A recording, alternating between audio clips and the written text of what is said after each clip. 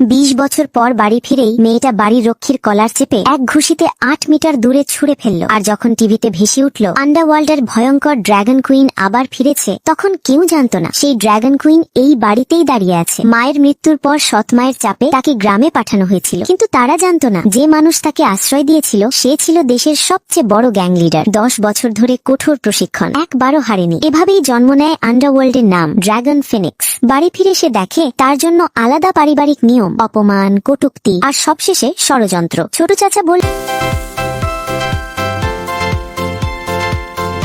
চাচা বলল, মা নেই বলে তোকে কেউ শেখায়নি। তখনই মেয়েটা হাতে একটা স্টার নিয়ে চাচার দিকে ছুড়ল। চাচা দেয়ালে ফিট হয়ে গেল। আমার মায়ের নাম মুখে আনবি না। সৎমা নতুন ফাঁদ ফেললো। ব্ল্যাক ড্রাগন গ্যাং থেকে $30 মিলিয়ন আদায় করতে পারলে কোম্পানির জেনারেল ম্যানেজার তুই। সবাই ভেবেছিল সে ভয় পাবে, সে শুধু বলল, চ্যালেঞ্জ গ্রহণ করলাম। একাই ঢুকে পড়লো ব্ল্যাক ড্রাগনের ঘাঁটিতে। শতাধিক সশস্ত্র লোক তাকে ঘিরে ফেললো। ওরা হাসলো। একাই এসেছো? সে ঠান্ডা গলায় বলল, হ্যাঁ, কারণ তোমাদের সবার বিরুদ্ধে আমি একাই যথেষ্ট। পরের মুহূর্ত লাঠি, ছুরি, গুলি, মিনিটের মধ্যে মাটিতে লুটিয়ে পড়লো একের পর এক লোক। বাইরে দাঁড়িয়ে বাবা কাঁপছে ভয়। আমার মেয়ের কিছু হলে হঠাৎ দরজা খুলে গেল। সে বেরিয়ে এলো, হাতে ব্রিফকেস, ভেতরে $30 মিলিয়ন, এক পয়সাও কম নয়। ঠিক তখন কয়েকটা কালো গাড়ি এসে থামলো। নামলো ব্ল্যাক ড্রাগন নিজে। তার লোকেরা চিৎকার করে বলল, এই মেয়েটাই আমাদের মেরেছে। ড্রাগন রাগে ঘুষি তুলল, কিন্তু সামনে গিয়ে হঠাৎ থেমে গেল। তার চোখ স্তব্ধ। দিদি তুমি? সে হাঁটু গেড়ে বসে পড়ল।